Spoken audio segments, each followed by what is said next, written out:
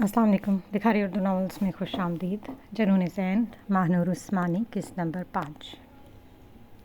Class میں بھی teacher نہیں آئے تھے اور طلباء کی گپ شپ جاری تھی کہ اسد گلنین کے قریب آ کھڑا ہوا. گلنین تو عدن سے کچھ بات کر رہی تھی. اسد کو سامنے دیکھ کر خاموش ہو گئی اور اس کے چہرے پر بیزاری کے تاثرات ابھر آئے. گل پلیز معاف کر دو، آئندہ ایسا نہیں ہوگا، پلیز اب معاف کر دو. اسد نے بے حد عاجزی سے کہا، مگر اس کی آنکھوں میں ایک عجیب سا اصرار تھا. گلنین نے غصے سے کتاب بند کی اور اس کی طرف دیکھے بغیر سرد لہجے میں بولی، اسد جاؤ یہاں سے. گل پلیز. اسد نے ایک بار پھر کوشش کی. اسد تماشا مت بناؤ، جاؤ یہاں سے. گلنین نے اس پر تھوڑا بلند آواز میں کہا. کلاس میں بیٹھے دوسرے اسٹوڈنٹس ان کی طرف دیکھنا شروع ہو گئے تھے، جس سے گلنین کی الجھن مزید بڑھ رہی تھی. اسد نے جب دیکھا کہ گلنین کا پارا ہائی ہو رہا ہے اور سب کی نظریں اس پر جمی ہے تو خاموشی سے اٹھا اور اپنی جگہ جا کر بیٹھ گیا. مگر اس کے چہرے پر ہارنے والے اثرات نہیں تھے. اس نے ایک نظر گلنین کی پشت پر ڈالی اور دل ہی دل میں سوچا، ابھی غصہ کر لو گلنین، منانے کا ارادہ تو میرا بعد کا ہے. احمد نے گاڑی اسلام آباد کے سینٹ اورس مال کے سامنے جا کر روکی. مال کی اونچی اور چمکتی ہوئی عمارت بے حد حسین لگ رہی تھی. احمد نے گاڑی کھڑی کی اور نمرا کی طرف دیکھا جو ابھی تک اپنی چادر کے کونوں کو مروڑ رہی تھی. نمرا، ہم پہنچ گئے ہیں، اب یہاں تو کوئی نہیں ہے، تو اپنی یہ خاموشی کی دیوار توڑ دو. احمد نے شرارت سے کہتے ہوئے گاڑی کا دروازہ کھولا. نمرا نے گہرا سانس لیا اور احمد کے پیچھے پیچھے گاڑی سے اتری. مال کے اندر داخل ہوتے ہی ٹھنڈی ہوا کے جھونکے اور وہاں کی چہل پہل نے نمرا کی گھبراہٹ میں تھوڑا سا اضافہ کر دیا. وہ احمد سے 2 قدم پیچھے چل رہی تھی. احمد اچانک رکا، جس کی وجہ سے نمرا اس سے ٹکراتے ٹکراتے بچی. احمد بھائی، آپ رک کیوں گئے؟ اس نے ہڑبڑا کر پوچھا. احمد مڑا اور سنجیدگی سے نمرا کی آنکھوں میں جھانکا. پہلی بات تو یہ کہ اگر دوبارہ بھائی کہا تو میں یہی مال کے بیچ کھڑے ہو کر اعلان کر دینا کہ تم میری ہونے والی دلہن اور مجھ سے شرما رہی ہو. منظور ہے؟ اس نے جلدی سے نفی میں سر ہلایا. نہیں. تو پھر جلدی چلو، میرے پیچھے کیوں چھپ رہی ہو؟ احمد نے اس کا ہاتھ پکڑنے کی کوشش کی مگر نمرا نے جلدی سے ہاتھ چادر کے اندر کر لیا. احمد ہنس پڑا اور اسے ایک مہنگے برانڈ کی آؤٹ لیٹ کی طرف لے گیا. آج تمہیں جو پسند آئے گا وہی لیا جائے گا، چاہے وہ پورا مال ہی کیوں نہ ہو، احمد نے والہانہ انداز میں کہا. نمرا نے اسے دیکھا اور اس کے لبوں پر ایک چھوٹی سی خوبصورت مسکراہٹ آئی. اسے احساس ہو رہا تھا کہ احمد کے ساتھ گزرا ہوا یہ وقت واقعی خاص ہے. احمد نے نمرا کا ہاتھ اپنے مضبوط ہاتھ میں لیا اور ایک برائڈل بوتیک کے اندر لے آیا. وہاں چاروں طرف خوبصورت روسی جوڑے سجے ہوئے تھے جن کی چمک آنکھوں کو خیرہ کر رہی تھی. سیلز گرل نے جب ان دونوں کو آتے دیکھا تو وہ مسکراتے ہوئے قریب آئی. سر پلیز ادھر آئیے، یہاں ہماری نئی کلیکشن ہے. اس نے خاص حصے کی طرف اشارہ کیا. احمد نے ایک نظر نمرا پر ڈالی جو ابھی تک شرما رہی تھی. اچانک احمد نے اپنا ہاتھ نمرا کی کمر کے گرد رکھا اور اسے اپنے قریب کیا. نمرا کا سانس جیسے وہیں تھم گیا. نمرا، بتاؤ کیا پسند ہے تمہیں؟ احمد نے بہت پیار بھرے لہجے میں پوچھا تھا. سیلز کا یہ منظر دیکھ کر اپنی مسکراہٹ نہ دبا سکی، جبکہ نمرا کا چہرہ شرم سے لال ہو رہا تھا. آپ پلیز. وہ بمشکل ہکرائی اور وہاں سے ہٹنے کی کوشش کی مگر احمد کی گرفت مضبوط تھی. احمد نے اس کی پریشانی کو انجوائے کرتے ہوئے خوبصورت لباس نکالا اور نمرا کے ہاتھ میں تھمایا. جاؤ اسے ٹرائی کرو، مجھے دیکھنا ہے یہ تم پر کیسا لگتا ہے. نہیں، یہ اچھا ہے، بس لے لیتے ہیں، میں ٹرائی نہیں کروں گی. نمرا نے بدحواسی میں انکار کیا. احمد نے جھک کر اس کے کان میں سرگوشی کی. نمرا، اگر تم خود جا کر چینج کر رہی ہو یا میں خود آ کر تمہاری مدد کروں؟ احمد کے ان شرارتی الفاظ نے نمرا کے دل کی دھڑکن کو بے قابو کر دیا. اس نے جلدی سے احمد کے ہاتھ سے ڈریس چھینا اور تقریباً بھاگتی ہوئی ٹرائل روم کی طرف چلی گئی. احمد وہیں کھڑا مشکل سے اپنی ہنسی ضبط کر رہا تھا مگر آخرکار اس کا ہلکا سا کہکہا نکل ہی گیا. پاس کھڑی سیلز گرل اسے دیکھ کر جیسے کھو گئی. وہ یہ سوچ رہی تھی کہ کتنا خوش قسمت جوڑا ہے یہ. حمزہ اپنے روم میں بیڈ پر نیم دراز تھا. کمرے کی مدھم روشنی اس کے چہرے پر پڑ رہی تھی اور اس کا ذہن کسی اور ہی الجھن میں گرفتار تھا. اوف پاگل لڑکی، اتنی سی بات پر تمہیں بخار ہو گیا. اس نے چھت کی طرف دیکھتے ہوئے دھیمی آواز میں سرگوشی کی. اس کے ذہن میں بار بار نیہان کا وہ خوفزدہ چہرہ اور لرزتی ہوئی آواز گھوم رہی تھی. اسے وہ وقت یاد آیا جب اسے بابا جی کہہ کر تنگ کرتی تھی اور اس کے پیچھے پیچھے گھومتی تھی. وہی نڈر اور چنچل نیہان اب اسے دیکھ کر سہم جاتی تھی اور یہی بات حمزہ کے دل میں ایک عجیب سی کسک پیدا کر رہی تھی. حمزہ نے ایک لمبا سانس لیا اور اپنی آنکھیں موند لیں. اس نے اپنا سر بیڈ کے پیچھے ٹکا دیا. نیہان کی سوچوں میں گم ہو گیا. اس کے تصور میں نیہان کی وہی معصوم باتیں اور اس کا بچپنا ابھرا تو حمزہ کے سنجیدہ لبوں پر ایک بے ساختہ بہت ہی خوبصورت مسکراہٹ پھیل گئی. سکندر صاحب اور سدرا بیگم لاؤنج میں بیٹھے چائے پی رہے تھے. دانیال کسی زخمی ہیرو کی طرح لڑکھڑاتا ہوا آیا اور صوفے پر دھڑام سے بیٹھ گیا۔ امی اب بس، میری ہمت جواب دے گئی ہے، دانیال نے صوفن کے کشن میں منہ دے کر کراہتے ہوئے کہا۔ کیا ہوا میرے لال کو؟ کوئی چوٹ لگی ہے؟ سدرا بیگم پریشان ہو کر اس کے قریب بیٹھی۔ چوٹ باہر نہیں امی، یہاں لگی ہے، دانیال نے ڈرامائی انداز میں دل پر ہاتھ رکھا۔ اب وہ مجھے رخصتی چاہیے، ابھی کے ابھی۔ سکندر صاحب نے چائے کا گھونٹ بھرتے ہوئے اسے اوپر سے نیچے تک دیکھا۔ یہ اچانک رخصتی کا دورہ کیوں پڑ گیا ہے تمہیں؟ دورہ نہیں ابو، یہ قومی ضرورت ہے۔ دانیال صوفے پر سیدھا ہو کر بیٹھ گیا۔ دیکھیں ابو، آپ اور امی اب ریٹائرمنٹ کی عمر کو پہنچ گئے، آپ لوگوں کے پاس کوئی کام نہیں ہے، سارا دن گھر میں بور ہوتے رہتے ہیں، تو میں نے سوچا کیوں نہ آپ کو فٹ بال ٹیم جتنا بڑا کھلونا تھما دو، یعنی میرے بچے، تاکہ آپ کی ریٹائرمنٹ اچھی گزرے۔ میں کتنا فرما بردار بیٹا ہوں نا، آپ کی مصروفیت کا ابھی سے سوچ رہا ہوں۔ یہ سننا تھا کہ سدرا بیگم کا چہرہ سرخ ہوا۔ ہائے اللہ دانیال، شرم کرو، ماں باپ کے سامنے کیسی باتیں کر رہے ہو؟ ارے امی اس میں شرم کیسی، یہ تو بایولوجی ہے، دانیال نے معصومیت سے کہا۔ اور ابو آپ کو پتہ ہے، میرا وہ دوست ہے نا آصف، اس کے 5 بچے ہیں۔ کل میں اس کے ساتھ بیٹھا تھا تو اس کا سب سے چھوٹا بیٹا مجھے کہتا ہے، انکل ابھی اب تک آپ کے بچے لوڈنگ پر ہے کیا؟ اب اس 6 سال کے بچے نے میری عزت کا خطرہ کر دیا۔ میں کیا جواب دیتا اسے؟ میرے گھر والے ابھی تک مجھے بچہ سمجھ کر فیڈر بلا رہے ہیں۔ سکندر صاحب نے مصنوعی غصے سے اسے گھورا اور اپنے پاؤں سے جوتا نکالنے کی ایکٹنگ کی۔ بے غیرت، ہم یہاں تیری شادی کی فکر میں دبلے ہو رہے ہیں، تجھے وہاں کرکٹ ٹیم بنانے کی پڑی ہے۔ ہاں تو وہ آپ لوگوں نے مجھے مائنس کر دیا نا زندگی سے۔ روز میں نہا دھو کر خوشبو لگا کر آمنے سامنے بیٹھتا ہوں کہ شاید آج آپ لوگوں کہیں کہ بیٹا چلو تمہاری رخصتی کی تیاری کرتے ہیں، پر آپ لوگ تو مجھے دیکھ کر ایسے منہ پھیر لیتے ہیں جیسے میں کچھ کچرا ہوں۔ دانیال نے روحان سی صورت بنائی۔ میرا تو دل کرتا ہے کہ میں خود ہی جا کر سسرال کے سامنے دھرنا دے دوں کہ میری دلہن دو، ورنہ میں گھر نہیں جاؤں گا۔ آخر کب تک میں اپنے دوستوں کے بچوں کی برتھ ڈے پارٹیز پر اکیلا جا کر مفت کے کیک کھاتا رہوں گا؟ میری بھی تو کوئی عزت نفس ہے۔ سکندر صاحب نے چپل اٹھائی تو دانیال ایک ہی چھلانگ میں صوفے کی پشت پر جا چڑھا۔ ابو چپل نہیں، مٹھائی نکالے، اور سدرا جان ذرا اپنے ہونے والے پوتی پوتیوں کے نام سوچنا شروع کر دیں، ورنہ میں نے خود ہی ABCD رکھ دینے ہیں۔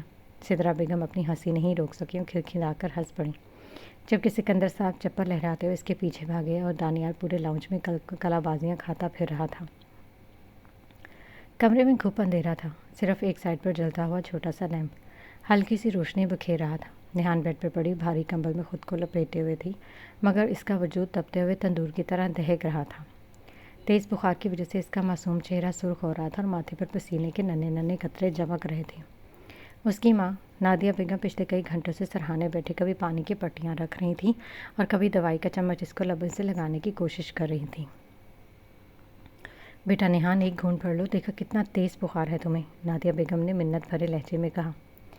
نہیں مجھے کوئی دوائی نہیں کھانی، نیہان نے کمبل کے اندر سے لرزتی ہوئی آواز میں کہا اور اپنا منہ دوسری طرف پھیر لیا۔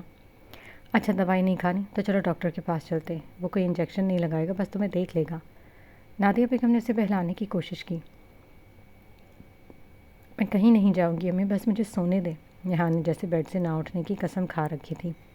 وہ اتنی کمزور ہو رہی تھی کہ اس سے آنکھیں کھولنا بھی مشکل ہو رہا تھا، مگر اس کی ضد اپنی جگہ پر قائم تھی۔ نادیہ بیگم ہارے ہوئے انداز میں اٹھ کھڑی ہوئیں اور وہ اسے کہہ کہہ کر تھک چکی تھی، مگر نیہان تو جیسے پتھر کی ہو گئی تھی، نہ وہ ڈاکٹر کے پاس جانے کو تیار تھی اور نہ ہی کڑوی گولی نکلنے کو۔ انہیں سمجھ نہیں آ رہا تھا کہ اس لڑکی کا کیا کریں جو اپنی جان کی دشمن بنی ہوئی تھی۔ کمرے میں پھیلی نیہان کی بھاری سانسوں کی آواز بتا رہی تھی کہ اسے جلدی دوائی نہ ملی تو حالت مزید بگڑ سکتی تھی۔ نیہان کمبل میں دبکی پڑی تھی کہ اچانک کھڑکی ایک جھٹکے سے کھلی۔ نیہان نے ہڑبڑا کر آنکھیں کھولی، سامنے کا منظر دیکھ کر اس کے ہوش اڑ گئے۔ حمزہ سکندر بہت اطمینان سے کھڑکی سے اندر داخل ہو رہا تھا۔ نیہان نے بدحواسی میں بیڈ پر پیچھے سمٹنے کی کوشش کی، وہ آدھی لیٹی اور آدھی بیٹھی ہوئی حالت میں بیڈ سے جا لگی۔ اس کا پورا وجود لرز رہا تھا۔ حمزہ قدم بقدم اس کے قریب آیا اور اس کے چہرے پر مسکراہٹ تھی۔ کیا ہوا؟ ڈر کیوں رہی ہو؟ میں تو وہی ہوں، تمہارا بابا جی، حمزہ نے اس کے بہت قریب بیٹھتے دھیمی اور شرارتی آواز میں کہا۔ نیہان نے اسے دیکھا، اس کی آنکھوں میں خوف جھلک رہا تھا۔ اور تم تو کہہ رہی تھی کہ تمہیں مجھ سے ڈر نہیں لگ رہا، اب کیا ہوا؟ حمزہ اسے تنگ کر رہا تھا۔ جائے یہاں سے پلیز، نیہان نے لرزتے لبوں سے بمشکل التجا کی۔ اچھا، حمزہ نے آئی برو اچکائے، پہلے یہ بتاؤ تو میڈیسن کیوں نہیں لے رہی ہو؟ چلو شاباش، میڈیسن کھاؤ، حمزہ نے حکم دینے والے انداز میں کہا اور سائڈ ٹیبل سے میڈیسن نکالی۔ اس نے جگ سے پانی گلاس میں انڈیلا اور میڈیسن کے ساتھ نیہان کے سامنے کر دیا۔ نیہان جو کسی بھی قیمت پر نادیہ بیگم سے میڈیسن نہیں لے رہی تھی، حمزہ کے روب کے سامنے جیسے بھی بس ہو گئی۔ اسے جھپٹ کر اس کے ہاتھ سے گلاس اور گولی لی اور فوراً منہ میں ڈال کر کڑوا گھونٹ بھر لیا۔ حمزہ اس کی بگڑتے ہوئی شکل کو دیکھ کر اپنی ہنسی ضبط کرنے کی کوشش کر رہا تھا۔ نیہان نے مشکل سے گولی نگلی اور خالی گلاس اس کی طرف بڑھایا۔ کھا لی، اب جائیں، اس نے ہانپتے ہوئے کہا۔ اتنی بھی کیا جلدی ہے؟ حمزہ نے آرام سے بیٹھتے ہوئے پوچھا۔ اچھا یہ بتاؤ تم مجھ سے ڈر کیوں گئی ہو؟ نیہان کی آنکھوں میں اچانک آنسو بھرے۔ اسے حمزہ کا یہ بتلاوا روپ اور اپنا خوف سنبھالنا مشکل لگ رہا تھا۔ اسے روتا دیکھ کر حمزہ کا دل پگھل گیا۔ اس کا لہجہ فوراً بدل کر نرم ہو گیا۔ اچھا اب رونی، جا رہا ہوں میں۔ رونی، تمہاری طبیعت ٹھیک نہیں ہے۔ حمزہ نے اس کے سر پر ہاتھ رکھنے کی کوشش کی مگر پھر رک گیا۔ چائے؟ اچھا جا رہا ہوں، اب تم آرام کرو، میڈیسن کھا لیا تو جلدی ٹھیک ہو جاؤ گی۔ حمزہ نے دیکھا اور پھر کھڑکی کے راستے باہر نکل گیا۔ نیہان نے گہرا سانس لیا جیسے کوئی بڑی آفت ٹل گئی ہو۔ اس نے کھڑکی کی طرف دیکھا جہاں صرف پردے ہل رہے تھے اور پھر دوبارہ کمبل اوڑھ کر لیٹ گئی۔ جی سر، آپ نے بلایا؟ ہاں جمال، میں کالج آ رہا ہوں، وہاں سے گھر جاؤں گا، ڈرائیونگ خود کروں گا اور باقی کا کام تم دیکھنا۔ جی سر، آپ فکر نہ کریں۔ زین نے کوٹ ہاتھ میں لیا اور آفس سے نکل گیا۔ احمد باہر موبائل میں مصروف ہونے کی کوشش کر رہا تھا مگر اس کی نظریں بار بار ٹرائی روم کے بند دروازے پر جا رہی تھیں۔ اچانک ٹرائی روم کا دروازہ کھولا اور نمرا آہستہ قدموں سے باہر نکلی۔ احمد نے جیسے سر اٹھا کر اس کو دیکھا، اس کے ہاتھ سے موبائل گرتے گرتے بچا۔ وہ اسموکی گرے رنگ کا کامدار جوڑا نمرا کے گورے رنگ پر قیامت ڈھال رہا تھا۔ دوپٹہ اس نے سلیقے سے سر پر سیٹ کیا تھا مگر اس کے چہرے پر پھیلی شرم و حیا اس جوڑے کی چمک کو بھی مات دے رہی تھی۔ احمد کی زبان جیسے گنگ ہو گئی۔ وہ جو ہر بات پر جملہ گستا تھا اب ساکت بیٹھا صرف اسے دیکھ رہا تھا۔ اس کی نظروں میں موجود شرارت کی جگہ اب ایک گہری اور بے پناہ محبت نے لے لی تھی۔ نمرا نے جھکی نظروں سے احمد کو دیکھا جو اسے مسلسل ٹکٹکی باندھے دیکھ رہا تھا۔ اس نے گھبرا کر اپنی انگلیاں مروڑی۔ احمد یہ اچھا نہیں لگ رہا، میں اتار دوں؟ اس نے بہت معصومیت سے پوچھا۔ احمد آہستہ سے اپنی جگہ سے اٹھا اور چلتا ہوا اس کے بالکل قریب سامنے آ کر کھڑا ہوا۔ نمرا کو اپنے دل کی دھڑکن اپنے کانوں میں سنائی دینے لگی۔ اتارنے کے بعد دوبارہ مت کرنا، احمد نے بہت گہری اور مدھم آواز میں کہا۔ اس نے ایک قدم آگے قریب کیا تو نمرا نے بے ساختہ پیچھا ہونا چاہیے مگر پیچھے دیوار تھی۔ احمد نے اس کے سر پر موجود دوپٹے کو تھوڑا اور آگے کیا اور بے حد والہانہ انداز میں بولا، میں نے سوچا تھا کہ تم اس ڈریس میں اچھی لگو گی مگر تم تو میرا دل ہی ساتھ لے گئی ہو۔ آج مجھے پہلی بار احساس ہو رہا ہے میں کتنا خوش نصیب ہوں کہ تم میری ہونے والی دلہن ہو۔ نمرا نے ہمت کر کے نظریں اٹھائی تھی۔ احمد کی آنکھوں میں اپنے لیے وہ سچا جنون دیکھا جو لفظوں کا محتاج نہیں۔ سیلز کا جو دور کھڑی تھی ان کی اس رومانوی سحر کو دیکھ کر مسکرائے بغیر نہ رہ سکی۔ اس کے لگ رہا تھا کہ وہ کسی فلم کا کوئی خوبصورت سین دیکھ رہی ہو۔ احمد، سب دیکھ رہے ہیں، نمرا نے شرماتے ہوئے سرگوشی کی۔ دیکھنے دو نمرا۔ احمد نے اس کا ہاتھ پکڑ کر بہت نرمی سے اس کی پشت پر اپنے لب رکھ دیے۔ نمرا کی آنکھیں حیرت اور خوشی سے پھیل گئیں۔ اسے لگا جیسے اس کے گرد موجود دنیا تھم گئی۔ احمد کی اسے ایک حرکت نے اس کے دل کے سارا ڈر نکال دیا تھا وہ جو اب تک محسوس کر رہی تھی۔ کالج کی چھٹی ہو گئی تھی اور اسٹوڈنٹ کا ہجوم باہر کی طرف امڑ آیا۔ گلنین اور ادن بھی اپنے بیگ سنبھالتے ہوئے باہر آئیں۔ چلو ادن، نیہان کے پاس چلتے ہیں، ویسے بھی وہ کتنی ضدی ہے، تمہیں پتہ تو ہے، ڈاکٹر کے پاس جانے کا کوئی کہتا ہے تو اسے الٹا بخار ہو جاتا ہے، گلنین نے فکر مندی سے کہا۔ ہاں چلو چلتے ہیں، بیچاری اکیلی ہوگی، ادن نے کہا۔ ابھی وہ دونوں گیٹ سے باہر ہی نکل رہی تھی کہ پیچھے سے آواز آئی، گل رکو۔ گلنین اور ادن نے مڑ کر دیکھا تو اسد ہاتھ میں گاڑی کی چابی گھماتا ان کے پاس کھڑا تھا۔ یہ پھر سے آ گیا، ادن نے بیزاری سے اسے دیکھا۔ کیا ہوا، دوست ہیں ہم، ایسے کیسے تم دونوں مجھ سے بھاگ رہی ہو؟ اسد نے مسکراتے ہوئے کہا۔ ہاں کہو اسد، اس فضول بکواس کے بجائے کام کی بات کرو، گلنین نے اسپاٹ لہجے میں کہا۔ گل، اب تو معاف کر دو، صبح سے خوار ہو رہا ہوں، مجالج تم میری بات بھی سن رہی ہو، اسد نے بے حد معصومیت سے کہا۔ گلنین کو اس کی حالت پر تھوڑا سا ترس آ گیا۔ دیکھو اسد، میں نے تمہیں معاف کیا، اب تم بھی ہمیں معاف کر دو اور جانے دو۔ کیا سچ میں تم نے مجھے معاف کر دیا؟ اسد نے خوشی سے اچھلتے ہوئے پوچھا۔ ہاں، اب ہمیں تنگ مت کرو، گلنین نے دو ٹوک لہجے میں کہا۔ اچھا، کہاں جا رہی ہو تم دونوں؟ ہم نیہان کے گھر جا رہی ہیں، ادن نے کہا۔ وہاں کیوں؟ وہ نیہان کی طبیعت ٹھیک نہیں اس لیے اس کے پاس جا رہی ہیں۔ اچھا آؤ، میں تم لوگوں کو چھوڑ دیتا ہوں، اسد نے فوراً کہا۔ نہیں، کوئی ضرورت نہیں ہے، ہم چلی جائیں گی، گلنین نے انکار کیا۔ اوہ، تو اس کا مطلب ہے تم نے مجھے معاف نہیں کیا، اسد نے دوبارہ وہی جذباتی کارڈ کھیلا۔ गुलनैन ने एक लंबा सांस लिया और अदन की तरफ देखा, फिर असद से कहा, हाँ ठीक है, वैसे भी बहुत गर्मी है, अब कुछ मिलेगा हमें या नहीं? असद का चेहरा खुल उठा, क्यों नहीं, चलो आओ। वो दोनों असद की गाड़ी की तरफ रवाना हुए। असद ने दूर खड़े अपने दोस्त कासिम की तरफ देखकर फातिहाना मुस्कुराहट उछाली, जैसे कह रहा हो कि देखो मैंने कर दिखाया। दूसरी तरफ जैन की गाड़ी कॉलेज के गेट के बिल्कुल सामने पहुँच कर रुकी ही थी कि उसकी नज़रें सामने वाले मंजर पर जम गई। उसकी आंखें हैरत से फैल गईं। उसे लगा जैसे तपती दोपहर में उसके सर पर आसमान गिर पड़ा हो। जैन की आंखें गुस्से की शिद्दत से खून की तरह सुर्ख हो रही थी। उसने एक ज़ोरदार मुक्का स्टीयरिंग पर मारा और गाड़ी असद की कार के पीछे लगा दी। उसकी गिरफ्त स्टीयरिंग पर इतनी मजबूत थी कि उंगलियां सफ़ेद पड़ गई थी। तुम कहाँ जा रही हो नैन? सैन ने दांत पीसते हुए बेहद भयानक आवाज़ में सरगोशी की। अगर मैंने कुछ भी ऐसा वैसा देखा, अगर तुम्हारे और इसके दरमियान ज़रा से भी कुर्बत नज़र आई तो याद रखना गुलनैन, मैं तुम्हें ज़िंदा ज़मीन में गाड़ दूँगा।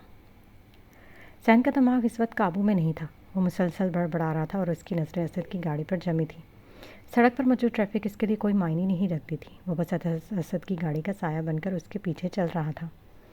असद बार बार बैक मिरर में गुलनैन का अक्स देख रहा था। वो कोई भी मौका हाथ से नहीं जाने दे रहा था कि किसी तरह गुलनैन उससे बात करे। वो कभी कोई बात करता तो कभी कॉलेज की, मगर गुलनैन और अदन आपस में बातों में मसरूफ़ थे और उसे बिल्कुल भी लिफ्ट नहीं करवा रही थी।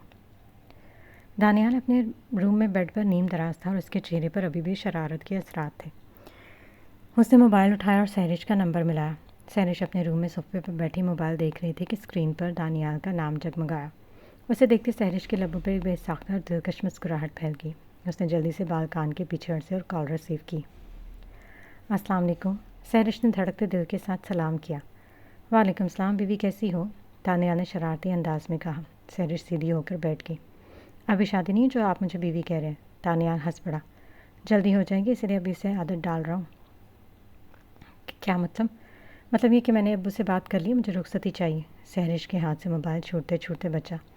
उसने हैरत से आंखें फैलाई। तो फिर उन्होंने क्या कहा? अम्मी ने कहा कि अहमद भाई की शादी के बाद हमारी बारी है। क्या? मुझे अभी शादी नहीं करनी? क्यों? क्योंकि अभी पढ़ना है मुझे, अभी मेरी पढ़ाई मुकम्मल नहीं हुई। तो मैं कौन सा बंदर हूँ जो तुम्हारी कापियाँ फाड़ देगा? दानियाल ने इतने सुकून से कहा जैसे ये दुनिया की सबसे मंतकी बात हो। यह सुनना था कि सहरिश का मुँह खुले का खुला रह गया। उसे समझ नहीं आ रहा था कि इस बात पर हंसी दानियाल की अकल पर मातम करे। दानियाल, आप सहरिश के पास तो जैसे अल्फाज ही ख़त्म हो गए। अरे बेगम, तुम क्यों टेंशन ले रही हो? यूनिवर्सिटी मैं तुम्हें खुद ड्रॉप करूँगा, खुद ही पिक करूँगा। तुम यहाँ कोई तकलीफ़ नहीं होगी, यहाँ तुम्हें हर सहूलत मिलेगी। मगर दानियाल, बात सहूलत की नहीं है। सहरिश ने भी बात शुरू की थी कि दानियाल ने फिर से उसे टोक दिया। अरे मेरी प्यारी बेगम, मैं कह रहा हूँ ना कि हर सहूलत मिलेगी। और सुनो, अगर तुम कहो तो मैं ये भी कर सकता हूँ कि एग्ज़ाम्स में तुम्हारी जगह खुद जाकर पेपर दे आऊँगा। किसी को कानो कान खबर नहीं होगी। आपको कैसे जाएंगे पेपर देने? सहरिश ने हैरत से पूछा। चल कर, और कैसे? हाँ, लेकिन वहाँ तो सारी लड़कियाँ होंगी ना, वहाँ कैसे बैठेंगे? सहरिश को इसकी अकल पर तरस आने लगा था। हाँ तो क्या होगा, मैं भी तो लड़की बनकर जाऊँगा ना। दानियाल ने बड़ी राजदारी से अपना मास्टर प्लान शेयर किया। वो कैसे? सहरिश की तो जैसे सोचने समझने की सलाहियत ही जवाब देगी। बुर्का पहनकर। यकीन करो सहरिश, ऐसा फिट बुर्का पहनूंगा कि तुम्हारी सहेली भी नहीं पहचान पाएगी कि अंदर तुम्हारा शौहर बैठा पेपर हल कर रहा है। दानियाल ने इतने एतमाद से कहा कि सहरिश को अपना मुस्तकबिल ख़तरे में नज़र आने लगा। दानियाल की ये बातें सुनकर तो सहरिश का सर चकरा गया। उसे अपनी आंखों के सामने दानियाल लड़कियों वाला बुर्का पहनकर एग्ज़ाम हॉल में बैठा नज़र आने लगा। हाँ दानियाल, सहरिश ने बेसाख्ता चीखते अपने दोनों हाथों से सर थाम लिया। सहरिश की हालत देखकर दानियाल का छत फाड़ कहकहा निकला। असद ने गाड़ी निहान के घर के गेट के सामने रोकी। गुल और अदन जल्दी से गाड़ी से उतरी। असद भी निकला और इनके पास आ खड़ा हुआ। अब क्या अंदर भी हमारे साथ चलोगे? अदन ने असद को अपने सर पर खड़े देखकर बेजारी से पूछा। हाँ, इतनी दूर तक आया तो क्या अब अंदर भी नहीं आऊँगा? असद ने शरारत से कहा। गुलनैन और अदन दोनों ने उसे तीखी नज़रों से घूरा और असद हंसने लगा। अच्छा मजाक कर रहा हूँ, मैं जा रहा हूँ। असद हंसते हुए दोबारा गाड़ी में बैठ गया। गुलनैन और अदन निहान के घर के अंदर दाखिल हुई, जबकि असद अपनी गाड़ी वापस मोड़ने लगा। दूसरी तरफ कुछ फासले पर खड़ी गाड़ी में बैठा जैन ये मंजर देख रहा था। असद की मुस्कुराहट, गुलनैन से इस बेतकल्लुफ़ी से बातें करना जैन को जहर लग रहा था। اس کا پارا اس وقت ساتویں آسمان کو چھو رہا تھا اور دل کر رہا تھا کہ ابھی جا کر اسد کو ختم کر دے، مگر خود پر منضبط کیا۔ اسد کی مسکراہٹ اس کے سینے پر تیر کی طرح پیوست ہو رہی تھی۔ ذہن نے جھٹکے سے اپنی گاڑی موڑی اور گھر کی طرف روانہ ہو گیا۔ السلام علیکم آنٹی۔ نادیہ بیگم جو کچن میں مصروف تھیں آواز سن کر باہر نکلی۔ سامنے گلنین اور عدن کو کھڑے دیکھ کر ان کے مرجھائے ہوئے چہرے پر رونق آ گئی۔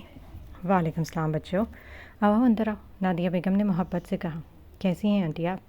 میں ٹھیک ہوں بیٹا، تم دونوں کیسے اور گھر میں سب کیسے ہیں؟ نادیہ بیگم نے پوچھا۔ ہم بھی بالکل ٹھیک ہے آنٹی، عدن نے کہا۔ آنٹی نیہان کہاں ہے؟ اب کیسی ہے اس کی طبیعت؟ بیٹا اندر لیٹی ہے، پر میری تو کوئی بات ہی نہیں مان رہی۔ کب سے کہہ رہی ہوں ڈاکٹر کے پاس چلو، دوا لے لو، مگر مجال ہے جو اس لڑکی پر میری بات کا کوئی اثر ہو۔ اتنی ضدی ہو گئی ہے کہ بس۔ ارے آنٹی آپ فکر نہیں کریں، ہم آ گئی ہیں نا، اسے ہم سنبھال لیں گی، عدن نے کہا، جیسے کہہ رہی ہو کہ اب نیہان کی خیریت نہیں۔ نادیہ بیگم کا دل کا بوجھ ہلکا ہوا۔ اچھا تم دونوں جاؤ نیہان کے پاس، میں تم لوگوں کے لیے کھانا تیار کرتی ہوں۔ کالج سے آئی ہو، بھوک بھی لگی ہوگی تم دونوں کو۔ ہاں آنٹی، بھوک تو واقعی بہت لگی ہے، گلنین نے پیٹ پر ہاتھ رکھ کر معصومیت سے کہا تو سب ہنس پڑے۔ اچھا میں بھی یہ کھانا تیار کرتی ہوں۔ نادیہ بیگم خوشی خوشی کچن کا رخ کیا، جبکہ گلنین اور عدن نیہان کے کمرے کی طرف بڑھ گئیں۔ گلنین اور عدن کمرے میں داخل ہوئیں تو نیہان بیڈ پر نڈھال پڑی تھی۔ اسے اس حال میں دیکھ کر گلنین کے منہ سے بے ساختہ نکلا، اوہو یہ کیا ہوا اتنا تیز بخار؟ نیہان نے اپنی مندی مندی آنکھیں کھولی اور سامنے گلنین اور عدن کو کھڑے پایا۔ انہیں دیکھتے ہی جیسے نیہان کے وجود میں زندگی کی لہر دوڑ گئی اور اس کا بخار تو پل بھر میں ہوا ہو گیا۔ عدن، گل، تم دونوں یہاں؟ نیہان نے خوشی سے اٹھنے کی کوشش کی۔ ارے ارے لیٹی رہو، اٹھنے کی ضرورت نہیں، عدن نے اسے کندھے سے پکڑ کر دوبارہ تکیے سے لگا دیا۔ ارے میں ٹھیک ہوں، تم لوگ کیوں پریشان ہو رہی ہو؟ نیہان نے اپنی روایتی ضد دکھانے کی کوشش کی۔ ہاں ہاں پتہ ہے تم کتنی ٹھیک ہو جو آنٹی کو اتنا پریشان کیا ہوا ہے۔ گلنین نے مصنوعی غصے سے گھورا۔ ارے میں ٹھیک تو ہوں، کیوں ڈاکٹر کے پاس جاؤں؟ مجھے نہیں پسند وہ کڑوی دوائیاں اور سوئیاں، نیہان نے منہ بسور کر کہا۔ اسے کیا معلوم تھا کہ حمزہ کے ڈر سے پہلے ہی وہ دوا نگل چکی ہے، مگر وہ اب سہیلیوں کے سامنے اپنی وہی پرانی ضدی نیہان بن رہی تھی۔ عدن اور گلنین ان کے پاس بیٹھ گئے اور پھر تینوں کی باتوں کا سلسلہ ایسا شروع ہوا کہ کمرہ کہکہوں سے گونج اٹھا۔ کالج کی باتیں اور گھر کے قصے۔ نیہان اپنی بیماری بھول کر ان کی باتوں میں ایسی مگن ہوئی کہ اسے یاد ہی نہیں رہا کہ وہ کچھ دیر پہلے تپ رہی تھی۔ سین نے پورچ میں گاڑی اتنے زور سے روکی کہ ٹائروں کی آواز پورے گھر میں گونجی۔ وہ گاڑی سے اترا، غصے سے بھرے تیز قدموں کے ساتھ اندر کی طرف لپکا۔ جیسے ہی وہ لاؤنج میں داخل ہوا، اس کے سامنے سے آتے دانیال سے زوردار ٹکر ہوئی۔ دانیال جو اپنے فون میں مگن تھا توازن برقرار نہ رکھ سکا اور پیچھے کی طرف لڑک گیا۔ اس نے جیسی نظر اٹھا کر دیکھا، سامنے زین کی خون آلود سرخ آنکھیں دیکھ کر اس کے چھکے چھوٹ گئے۔ وہ فوراً سیدھا ہو کر کھڑا ہوا۔ سوری بھائی، دانیال نے ہکلاتے ہوئے کہا۔ دیکھ کر نہیں چل سکتے؟ اندھے ہو کیا؟ زین ایک دم دھاڑا۔ اس کی آواز میں اتنی کڑکتی تھی دانیال نے ڈر کے مارے ایک قدم پیچھے لیا۔ زین لمبے لمبے ڈگ بھرتا سیڑھیوں کی طرف بڑھ گیا اور اپنے کمرے میں جا کر دروازہ اتنے زور سے بند کیا کہ پورے لاؤنج کے در و دیوار ہل گئے۔ یہ پھر سے ہٹلر کے روپ میں کیوں آیا ہے؟ دانیال نے گھبرائے ہوئے لہجے میں بڑبڑاتے سیڑھیوں کی طرف دیکھا۔ وہ ابھی پھر سوچ رہا تھا کہ اچانک ایک بار پھر کسی سے زوردار ٹکر ہوئی۔ آئے پھر سے ہٹلر آ گیا کیا؟ دانیال نے اپنا سر پکڑتے ہوئے کرا کر کہا۔ اس نے جیسی نظر اٹھائی، سامنے کا حمزہ کھڑا اسے حیرانی سے دیکھ رہا تھا۔ کیا ہوا دانیال؟ یہ بھائی پھر سے ہٹلر کے روپ میں کیوں ہیں؟ اتنا غصہ؟ حمزہ نے اوپر کی منظر کی طرف اشارہ کیا۔ وہی تو میں بھی سوچ رہا ہوں کہ آج پھر ان کا پارا کیوں ہائی ہے، دانیال نے معصومیت سے کہا۔ حمزہ نے گہرا سانس لیا۔ چلو اللہ خیر کرے، جس کی بھی وجہ سے یہ غصہ آیا، ہم تو بس ان کے لیے دعا ہی کریں گے، اللہ اسے ہٹلر کے غصے سے بچائے۔ دانیال نے ابھی آمین کہا اور دونوں دبے قدموں وہاں سے کھسک لیے، کیونکہ وہ دونوں جانتے تھے کہ جب زین سکندر غصے میں تو ان کے سامنے آنا اپنی جان کو خطرے میں ڈالنے کے برابر ہے۔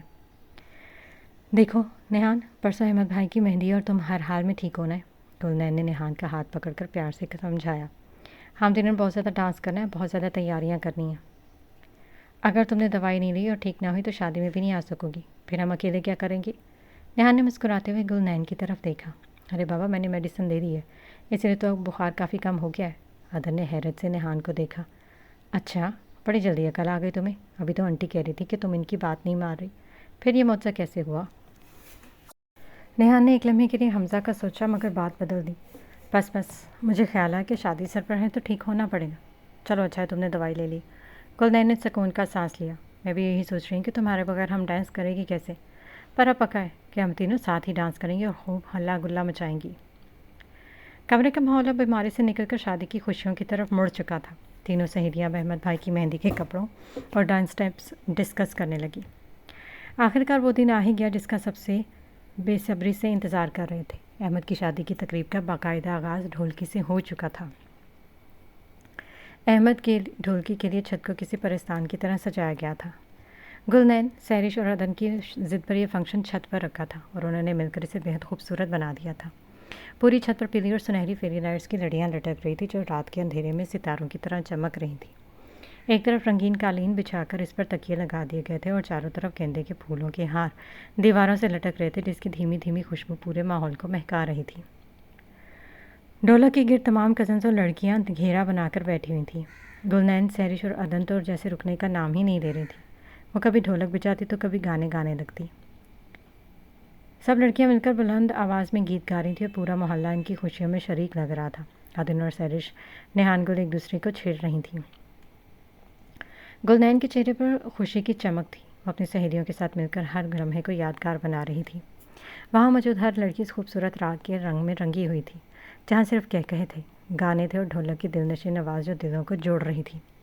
छत पर रौनक अपने अरूज पर थी। घर की तमाम बड़ी ख़वातीन नीचे किचन और लाउंज में मेहमानों की देखभाल और खाने पीने के इंतज़ामात संभाल रही थी, इसलिए ऊपर छत अब पूरी तरह लड़कियों के कब्जे में थी।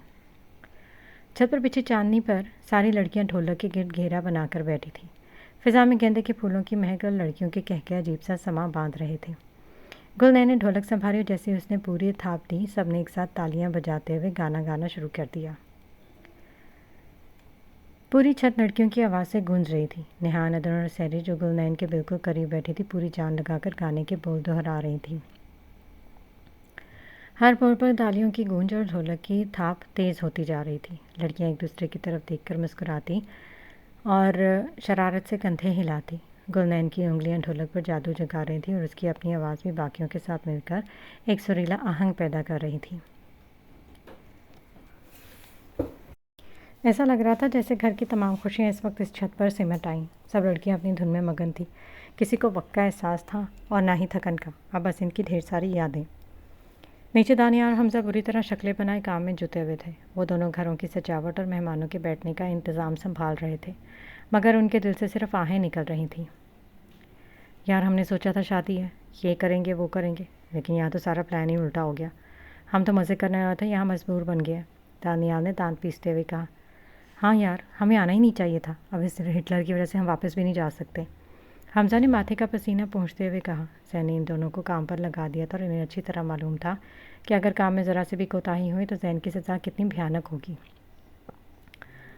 हाँ भाई, अगर मैं जैन को बता दूं कि कब से तुम दोनों उसे गालियाँ दे रहे हो तो पता नहीं क्या होगा। पीछे से एक शरारती आवाज़ आई। दानियाल ने हमज़ा को मुड़कर देखा तो राहिल और दुल्हा भाई खड़े मुस्कुरा रहे थे। तौबा अहमद भाई, क्यों हमें मुरवाने पर तुले हैं? हमज़ा ने कहा। अरे अहमद भाई, ज़रा ये भी तो सोचिए कि अगर इस हिटलर को पता चला तो हमारा क्या हाल होगा। सीधा ऊपर की टिकट बुक करेगा और क्या करेगा? राहिल ने हंसते हुए कहा। हाँ, यही करेगा वो हिटलर। तो अब आप दोनों सोचें कि अहमद भाई आपकी शादी और राहिल की बहन की शादी, तो अगर कल हमारा जनाजा निकलेगा तो क्या आपकी शादी हो सकेगी? दानियाल ने इतनी संजीदगी से कहा कि अहमद और राहिल का मुँह खुला का खुला रह गया। सोचें, हमारा जनाजा हो। दानियाल अभी अपनी बात मुकम्मल भी नहीं कर पाया था कि एक ज़ोरदार मुक्का उसकी कमर पर पड़ा। दानियाल कराहते हुए मुड़ा तो सामने जैन खूनख्वार नज़रों से इन दोनों को देख रहा था। आइंदा ये फजूल बकवास तुम्हारे मुंह से न सुनो, वरना ज़बान काट दूंगा। जैन की सर्द और आवाज़ ने दानियाल और हमज़ा के खून मुंजमद हो गए। जी भाई, दानियाल ने हकलाते हुए कहा। जैन को उसकी मौत के बारे में ऐसी मनहूस बातें सुनना बिल्कुल पसंद नहीं आई थी। काम पर लग जाओ, अगर आधे घंटे में पूरा नहीं होगा ना तो काम दुगना हो जाएगा। ये सुनना था कि हमज़ा और दानियाल ने मशीन की तरह हाथ चलाना शुरू कर दिए। अहमद और राहिल की हंसी छूट गई।